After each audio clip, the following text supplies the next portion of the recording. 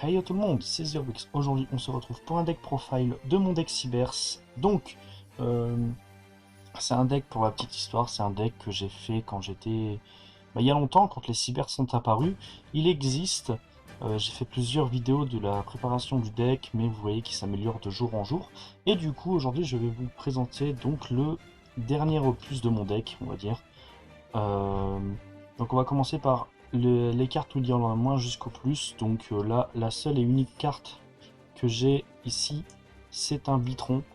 Voilà.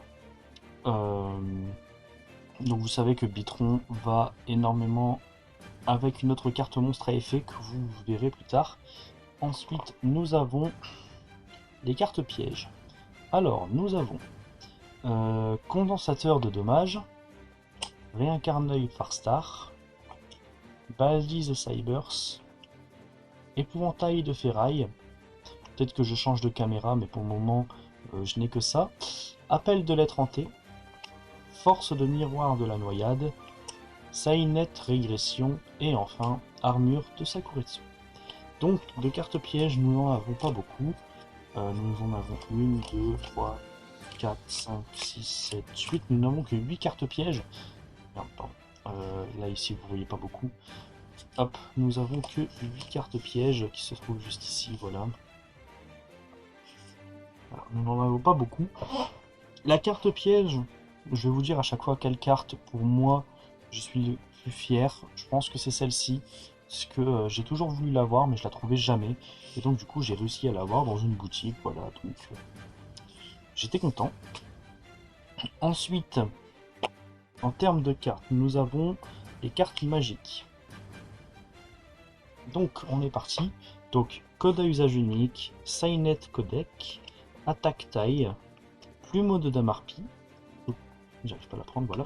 Bouc émissaire, Sainet tempête, Typhon d'espace mystique, Succession de l'héritage du monde, Raigeki, Contrôle mental, Sainet porte dérobée, Code de bobine, Tige réseau que j'ai mis en 3 fois. Voilà. Monster Reborn et enfin Lien extra 0. Donc dans les cartes magiques, je pense que vous l'avez vu, hein, c'est celle-ci dont je suis le plus fier. Parce que j'ai réussi à la trouver dans une brocante. Et le mec il me l'avait fait à 6 € je crois. Donc je l'ai prise et donc ça me fait une gold. Vous voyez. Hop, voilà. Bon, elle rend un peu plus beau dans la vraie vie que par la caméra. Mais moi je l'aime beaucoup. Voilà. Hop là. Et enfin on va attaquer aux cartes monstres et on finira par l'extra deck. Donc dans les cartes monstres nous avons la ravissante H. Voilà. Dogmatica, le nom complet c'est Dogmatica Fleur d'Hélice Ladoubé. Voilà.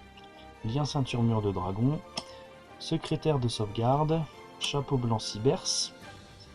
Dragonnet, donc Dragonnet qui va avec un L bien évidemment. Transformateur Cybers que j'ai mis en 2 fois. Nuageur Ram. Nuageur Rome. Enfant Widget. Opératrice de sauvegarde. Amépée l'adoré. Eclipse mec chevalier. Non, c'est Eclipse Indigo, Indigo mec chevalier. Voilà. Touch Eve niveau 2. Point sagiste. Codeur générateur. Reclusia croisédia. Pendulier de combat. Fantasmé dragon fantastique. Ensuite, celle-ci, c'est Diamètre Matmec. Voilà, il y a des cartes que j'ai rajoutées il n'y a pas longtemps, donc je connais pas les noms complets. C'est rare faré de démarrage. Seigneur répartiteur.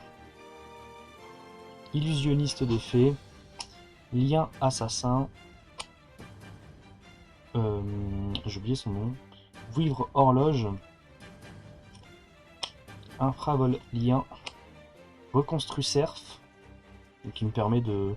C'est la seule carte, en fait, je sais pas si elle va réellement être utile en ce moment, puisque pour activer son effet, il faut que je détruise un monstre avec cette carte, la 1800 d'attaque.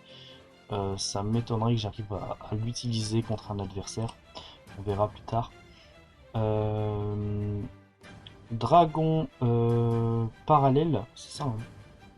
Alors c'est gardien parallèle. Qu'est-ce que je raconte? C'est gardien par feu. Je sais plus lire le nom de mes cartes. Gardien par feu en 2 fois. Et enfin en 3 fois, nous avons un microcodeur. Voilà. Donc les cartes où je suis content dans ce jeu. Pour la petite anecdote, il y a des cartes qui datent de la sortie du tout premier deck de structure Cyber, donc par exemple Dragonnet, qui est depuis la toute première sortie. Je dirais plutôt que c'est micro-codeur et ensuite codeur générateur que j'ai acheté. Donc codeur générateur, j'ai un problème, mais je pense que je vais vite régler le problème en tournoi. Hein. C'est que en fait dans cette carte, il existe 2 cartes. Hop, je sais que j'ai pas le droit, mais c'est juste pour essayer de la déplier, parce qu'en fait quand je l'ai reçue, voilà, elle était un petit peu défoncée sur Carte Market, mais c'est pas super gênant non plus. Mathématicien, c'est ce qui me permettait d'aller envoyer Poinçagiste au cimetière, mais du coup, vu que lui fait le même effet, je me suis dit que Mathématicien ne servait plus à rien, puis comme c'est pas un monstre Cybers, c'est mieux de faire avec celle-ci. Voilà, je vais la laisser là. Hop. Voilà. Donc on a codeur générateur et microcodeur. J'ai microcodeur en 3 fois, mais je l'ai en allemand d'un moment. Voilà, bon, c'est pas, on s'en fiche, mais c'est déjà ça. Hop, je vais juste faire ça pour que ça reste trié. Et enfin, on va passer dans les cartes. Attendez, parce que là j'ai un petit problème de rangement. Voilà, on va passer dans les cartes liens. On va passer pour transcodeur bavard. Décodeur bavard Chaleuram, codeur bavard, disciple lien, Zéroboros topologique, pouvoir codeur bavard, décodeur bavard, l'arrivée Cybers Aignister, lien Kuribo, Proguilion, Lan Forancus, encodeur bavard, dragon charge Borel, phénix de feu Aignister et araignée lien. Alors je pense qu'araignée lien ne me sert plus à rien. Avant j'avais 3-4 normales dans le deck pour activer l'effet d'araignée lien. Mais maintenant les seules cartes normaux qu'on pourrait avoir c'est Bitron, l'effet de Wivre Horloge et l'effet de code à usage unique. Et ensuite à la limite l'effet de code de bobine. Mais araignée lien n'est pas souvent utilisé. Parce que code de bobine avec cette carte je peux faire pouvoir codeur bavard. Donc c'est déjà ça de fait. Mais du coup, araignée lien n'est pas vraiment utile dans ce deck, puisque la seule carte normale que je peux invoquer depuis ma main, c'est Bitron. Et Bitron est souvent utilisé avec celle-ci. Donc du coup, Bitron, du coup, araignée lien, je vais la changer avec une carte qui se situe juste ici. Ou là, ça dépend de quel côté. Et en fait, c'est décodeur lien, décodeur bavard, je crois. Non, c'est décodeur lien. Je m'en rappelle plus, je vais la recevoir bientôt, je pense demain.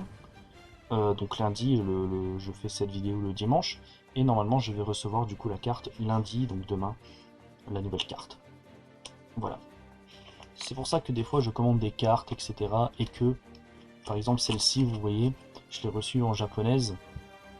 C'est très utile.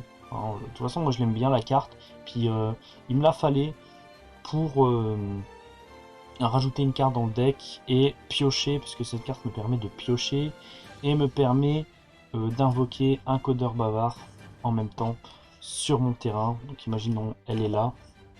Je peux faire son effet quand il me reste minimum 2000 life points. Je peux faire son effet et sacrifier cette carte, invoquer cette carte et activer son effet pour la réinvoquer. Donc vous voyez que ça reste très très fort. Pour le coup, hein, après d'autres cartes peuvent devenir plus fortes. Mon deck est plutôt catégorisé comme deck fun et non deck compétitif à fond, parce que d'autres cartes sont beaucoup plus fortes que ce jeu, hein, bien évidemment. Hop, et donc je vais juste ranger tout ça. Et donc du coup, j'espère que cette vidéo de deck profile vous aura plu. J'ai d'autres decks avec moi, mais ce n'est pas vraiment des decks compétitifs. Alors attendez, il faut juste que je les prenne. Hop, sans faire tomber le micro. Parfait. Hop là. Tac, je vais juste... Donc là, c'est la boîte des dieux égyptiens. Hein. Mais normalement, mon deck... Hop, il est juste ici.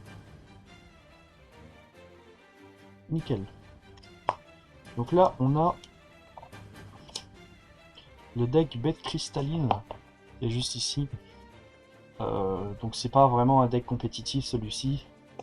Hop, il y a juste une lien et la fusion ici, qui n'est pas finie d'ailleurs. Et enfin, j'ai ceci. C'est un deck dragon plus fun que compétitif. Je le catégorise dans fun, hein, donc je gagnerai pas en tournoi avec ces deux decks là. Peut-être avec celui-là, je pourrais arriver dans un bon classement, je pense. Mais avec ces decks là, vous voyez, c'est pas avec ces decks là que je vais gagner. C'est compliqué en réalité de gagner avec ces decks. Donc ouais. Donc voilà, j'espère que cette vidéo vous aura plu. Si vous voulez un deck profile de ces deux decks, pourquoi pas. C'était ZeroX, bye tout le monde.